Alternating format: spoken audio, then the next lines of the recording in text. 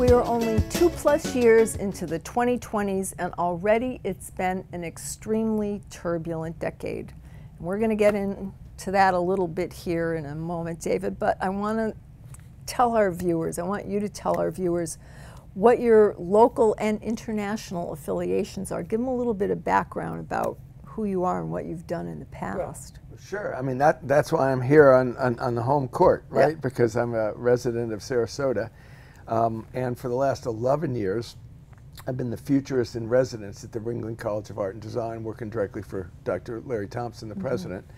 And prior to COVID, I pretty much traveled the world giving speeches about the future, all 6 inhabited continents, 16 countries.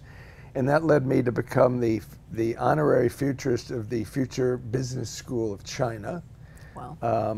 And then locally, so that's the only international affiliation. I've spoken all around the world. Okay. And then I helped launch with Dr. Philip Kotler, the father of modern marketing, the Sarasota Institute, a 21st century think tank that didn't make it through COVID in terms of in person, but it's still online. And I write a twice-a-month column for the Sarasota Herald Tribune, which I love.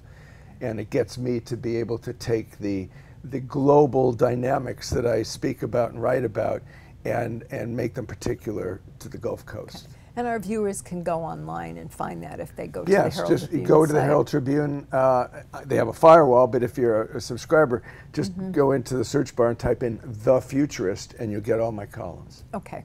So now the big question, Sure. what are the overwhelming dynamics do you foresee for the 2020s, David? Well, the big 4 of the 2020s are the age of intelligence, artificial intelligence, neuroscience, the climate crisis, the reinvention of capitalism and democracy, and towards the end of the decade, a new emerging global consciousness. So those are the 4.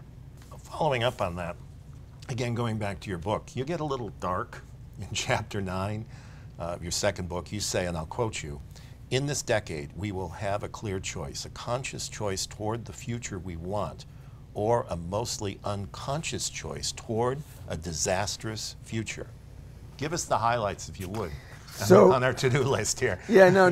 That's the, that's. I mean, that really hit me. People. The interesting thing is, people have said, "Gee, you're so apocalyptic," and I'm so optimistic. Right? I looked up the root of apocalyptic. It's apocalypsis from ancient Greek, which means the revelation or to reveal or the lifting of the veil. So I choose to be apocalyptic because what I'm saying is reality is about to change. Yes. It's not apocalypse. Life isn't going to end. Life as we know it. So the way to think about the 2020s is that the last decade was kind of the beginning of the first century of 21st century thought. In other words, we all kind of live in the legacy thinking of the 20th century. So the 2020s is the time when the reality of what was is giving away to what will be. And yet the what will be isn't really clear to people, which is why there's all this angst and upset about all the change and everything going on in America, because there's no clear path. That's what my function is. And to your question, I reached for this book.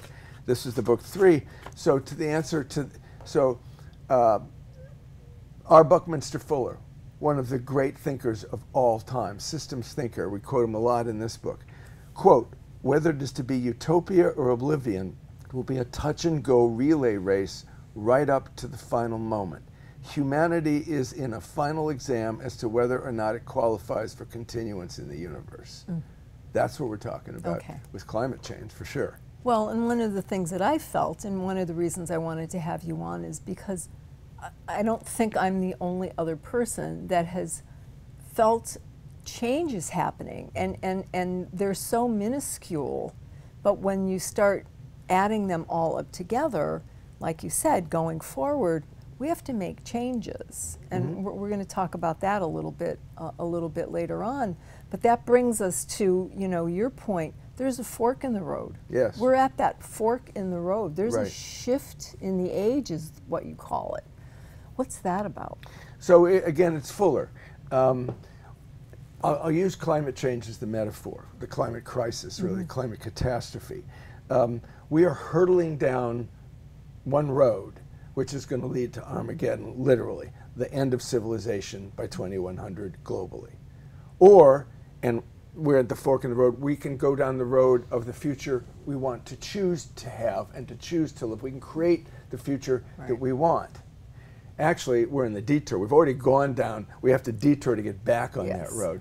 And what caused the detour? What caused the detour hasn't happened yet. In other words, it will have to be a detour because we are hurtling down the superhighway to destruction. So we need to detour back to a road that we want. So my mission in life is to motivate people to think about the collective future we want to have. Hashtag humanity first.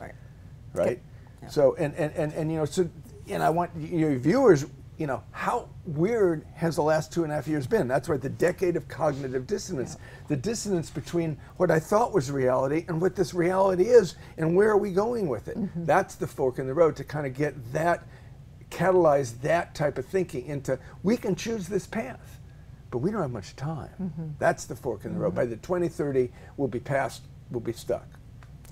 Are you saying that, and you call it legacy thinking, are you saying that that's one of the things that is kind of stopping us in our tracks right now? Absolutely, absolutely. In other words, if you think about any category, like communications, shopping, entertainment, and you go back 15 years, it's entirely different than it is today. Absolutely. So we've adapted to that. It's easy to adapt to a new form of TV and a new smartphone, but it's not easy to adapt to a new workplace where you work from home.